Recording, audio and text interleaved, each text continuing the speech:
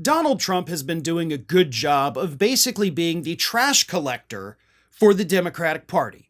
You know, if we've got people that don't necessarily fit in with us, they're a little bit weird, little bit, dare I say, kooky, they kind of go away from the Democratic Party and they wind up in Donald Trump's trash bin, where he gladly accepts them like a hungry raccoon. And this has not gone unnoticed by people on the right. And one Republican megadonor by the name of Eric Levine is absolutely furious over the fact that Donald Trump has now aligned himself with these, as he calls them, kooks from the Democratic Party, specifically, of course, Robert F. Kennedy Jr. and Tulsi Gabbard. In an email that was revealed this week, Mr. Levine, who is a Seattle-based tech entrepreneur, big-time donor to the Republican Party. He donated to Nikki Haley, he donated to Tim Scott. Then this past March, he begrudgingly, he says, went over to Trump, started giving Trump money. But he's getting pissed off about giving Trump money. And here is what he wrote in this email. The Trump campaign proudly announced that Robert F. Kennedy Jr. and Tulsi Gabbard endorsed the former president and are being added to his transition team. It is hard to imagine a more self-destructive announcement. RFK is an anti-vax kook who sees conspiracies behind every tree and under every bed, and Gabbard is the former vice chair of the DNC and co-chair of the 2016 Bernie Sanders for President campaign. She endorsed Sanders because of his sound judgment on foreign policy, which she believed would, quote, usher in a new era of peace and prosperity. Sanders is a self-avowed socialist. He is an isolationist. He hates the America we love and everything it stands for. Yet, Gabbard endorsed him, and this is who Trump is embracing? There is something terribly wrong with this picture. As a former Haley voter and Reagan Republican, I say to you, Mr. Trump, speak to me and my fellow Republicans. Reject the fringes. Fight for the middle. If you do not, you will forever be known from this day forward as the former president. So leave the kooks in the Democratic Party where they belong. Stop embracing these weirdos. No. Please keep doing it. Please keep taking all of our refuse and recycling it for your own purposes, because we don't want these people. And it is kind of funny. Like, I will agree with Levine to a degree, because yeah, RFK Jr. was once considered a super liberal individual. I know that, because I worked with him on Ring of Fire for over a decade. The guy was about as left as you could get.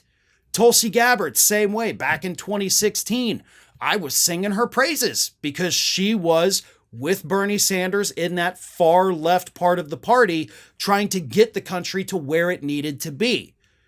But now, because those two individuals, Gabbard and Kennedy, did not get the power that they wanted within the Democratic Party, they have abandoned all their morals, abandoned all their principles, because all they wanted was power to begin with. So everything they did in the past at this point should be viewed with skepticism, because it wasn't out of genuine belief. These people have shown their true colors. They are power-hungry, egomaniacal people. They just want that power. So nothing they did in the past, I truly believe, should even matter at this point, because now we see who they are. And I do love the fact that Levine does call Kennedy a kook who sees conspiracies behind every tree. But it's not just some of the donors that are getting mad about this. Even conservative commentators are scratching their heads as to why Donald Trump is embracing all of the Democratic Party's rejects. Conservative commentator Matt Lewis, who does a podcast with Washington Monthly's Bill Schur, he basically said the same thing in a recent episode this past week. Bill Schur said, I think he was fascinated by the idea of Kennedy on his ticket. To which Matt Lewis, again, conservative commentator, had this to say. Keep in mind that RFK Jr. is against fracking. Keep in mind he's called the NRA something like a terrorist organization or something to that effect. He has been very critical of the NRA. Obviously, he has radical environmentalist positions, and he's done weird stuff to animals as well, right? Nothing wrong with being a hunter, But it is weird to chainsaw a whale head, which apparently violates several laws, and what he did with the bear is obviously super weird. So I think that Trump has walked into the weird narrative that Democrats have laid out for them. I would not expect it to work for him numerically as he expects. And then he keeps going. I love it. It is weird that the Republican Party, rather than it being Paul Ryan being there and Mitt Romney being there and maybe honoring John McCain and Ronald Reagan and George W. Bush being there, that it's Elon Musk who took a bunch of money from Barack Obama to build up his businesses, who fathered God knows how many kids. These are weird people.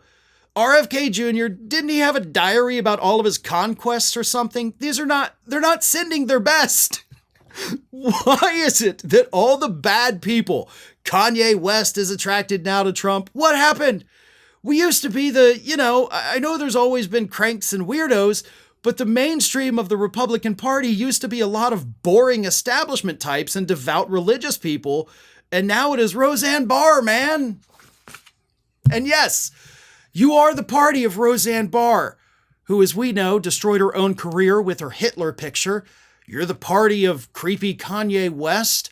You're the party of whale-head chainsawing Robert F. Kennedy Jr. and his brainworm.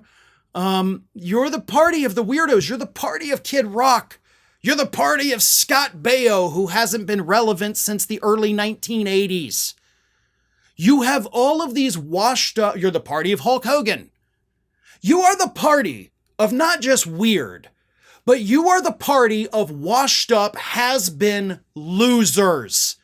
People who destroyed their own careers one way or another, either through not being talented enough to actually make it, or because of their horrible, extreme behavior, as in the case of Roseanne Barr. But this is who you guys are now.